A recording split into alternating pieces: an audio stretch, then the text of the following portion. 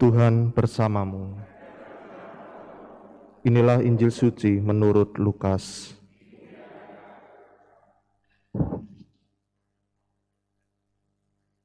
Yohanes memanggil 2 orang muridnya dan menyuruh mereka bertanya kepada Yesus, "Tuankah yang ditunggu kedatangannya, ataukah harus kami menantikan seorang lain?" Ketika kedua orang itu sampai kepada Yesus, mereka berkata, "Yohanes Pembaptis menyuruh kami bertanya, Tuankah yang ditunggu kedatangannya, atau haruskah kami menantikan seorang lain?"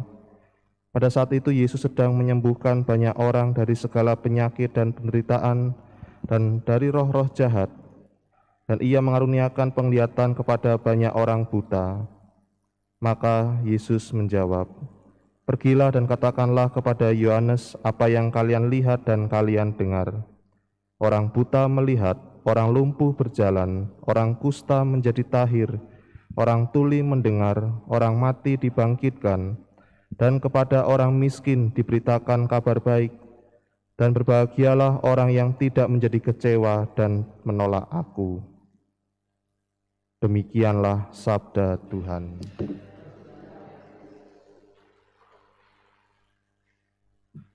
Saudari-saudara yang terkasih dalam Kristus, hari ini kita memperingati Santo Yohanes dari Salib.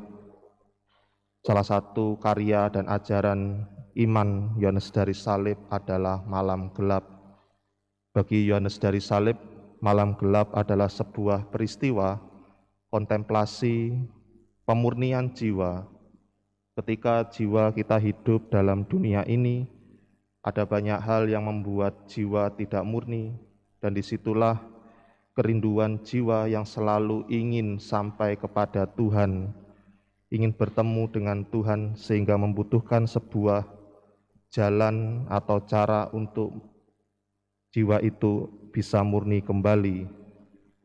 Maka Yohanes dari Salib sungguh-sungguh mencoba merenungkan bahwa jiwa seseorang, jiwa manusia selalu merindukan kehadiran Tuhan.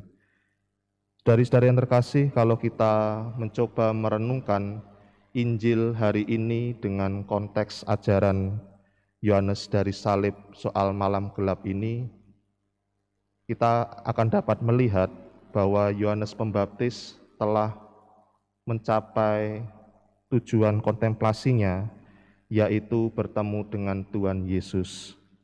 Memang tujuan bertemu dengan Tuhan Yesus bukan menjadi sebuah kebanggaan, tetapi kita dapat melihat bahwa kebahagiaan Yohanes Pembaptis ketika bertemu dengan Tuhan Yesus, Sang Mesias, dan kepastian imannya, itulah yang membuat hatinya damai. Sehingga ketika dirinya telah bertemu dengan Yesus, khususnya ketika Yesus dibaptis di Sungai Yordan, pengalaman bertemu dengan Tuhan Yesus tidak dijadikan sebagai pengalaman sendiri atau dibuat untuk dirinya sendiri, tetapi kita melihat hari ini Yohanes Pembaptis mengutus 2 orang muridnya untuk bertemu dengan Yesus, memastikan bahwa apa yang dilihatnya, yang diyakininya juga dilihat dan diyakini dan akan diyakini oleh 2 orang muridnya. Dan memang benar kemudian Yesus mengatakan, "Pergilah dan katakanlah kepada Yohanes apa yang kalian lihat dan kalian dengar. Orang buta melihat, orang lumpuh berjalan, orang kusta menjadi tahir, orang tuli mendengar, orang mati dibangkitkan." Bahwa apa yang menjadi keyakinan dan iman Yohanes sungguh-sungguh benar adanya, tidak ada kepalsuan di dalam diri dan keyakinan Yohanes Pembaptis. Saudari-saudara yang terkasih, maka akhirnya kita pun diajak untuk merenungkan, untuk senantiasa menjadi pribadi Yohanes Pembaptis ini. Yohanes Pembaptis dapat kita jadikan sebagai model bagaimana proses pemurnian jiwa kita untuk senantiasa menemukan Tuhan dalam pengalaman hidup kita. Satu hal adalah ketika orang telah menemukan Tuhan, dia tidak perlu lagi memerlukan pujian atau kesenangan yang didapat dari orang lain, dan juga dia tidak akan menyimpannya sendiri, untuk kebutuhannya sendiri, tetapi semakin banyak mengajak orang untuk bisa melihat Tuhan.